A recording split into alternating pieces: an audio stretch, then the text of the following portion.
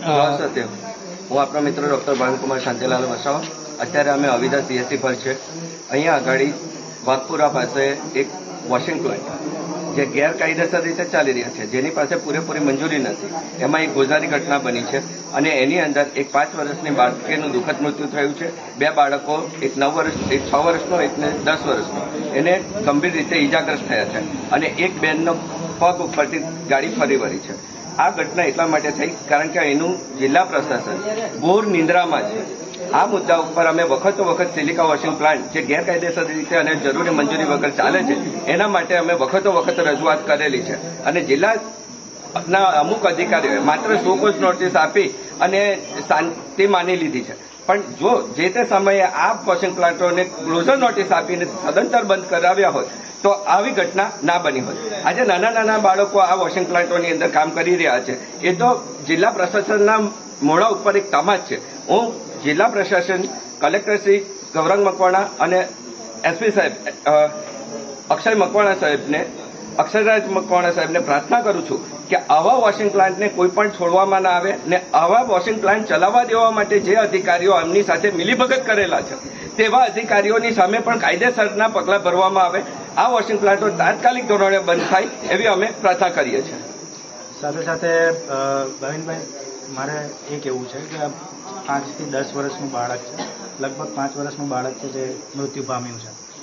તો મારી તો એવી માગણી છે તમારા માધ્યમથી એસપી સાહેબને બી કે માનવવધનો ગુનો નોંધે અને આકસ્મિક ગુનો તો નોંધે છે અને સાથે સાથે તાત્કાલિક ધોરણે આ પ્લાન્ટને બંધ કરવામાં આવે. માનવવધનો ગુનો નોંધવા પાત્ર છે કારણ કે જ્યારે આ વોશિંગ પ્લાન્ટને ગત 30 તારીખે 30/3ના રોજ શોકોઝ નોટિસ આપવામાં આવી છે અને ત્યાર પછી એને ક્લોઝર નથી કરવામાં આવ્યું. એને મંજૂરી છે કે નહીં તે તપાસવામાં પૂરેપૂરી નથી અને જો મંજૂરી નથી તો તરત ને તરત એવા વોશિંગ પ્લાન્ટ બંધ થવા જોઈએ કારણ કે એનો ટાઈમ પીરિયડ પણ પૂરો થઈ ગયો છે. તો એવા વોશિંગ પ્લાન્ટ ચાલે છે એનો મતલબ કે એમાં માનવવધનો ગુનો બને છે ને એમાં અધિકારીઓની પણ મિલીભગત છે. એમને ઉપર પણ આ ગુનો દાખલ કરી શકાય અને એ થવો જ જોઈએ. એમાં સેફટી અને સિક્યોરિટી વિશે શું કહેશો આ પ્લાન્ટોની? સેફટી અને સિક્યોરિટીની અંદર કોઈ પણ પ્રકારની સેફટી હોતી નથી આ વોશિંગ પ્લાન્ટની અંદર. જે અત્યારે ઉત્તર પ્રદેશની અંદર Devidas Khatri versus ministry of environment ફોરેસ્ટનો એનજીટીમાં જે જજમેન્ટ આવ્યું છે એના આધારે આખી સિલિકા વોશિંગ પ્લાન્ટની ગાઈડલાઈન બનેલી છે. એ ગાઈડલાઈનનું એક ટીપું આંગળી ભરૂચ જિલ્લાના અનુસૂચિત 5ના વિસ્તારની અંદર પાલન થતું નથી અને એ પણ આ અધિકારીઓના મેળા પીપળાને લીધે.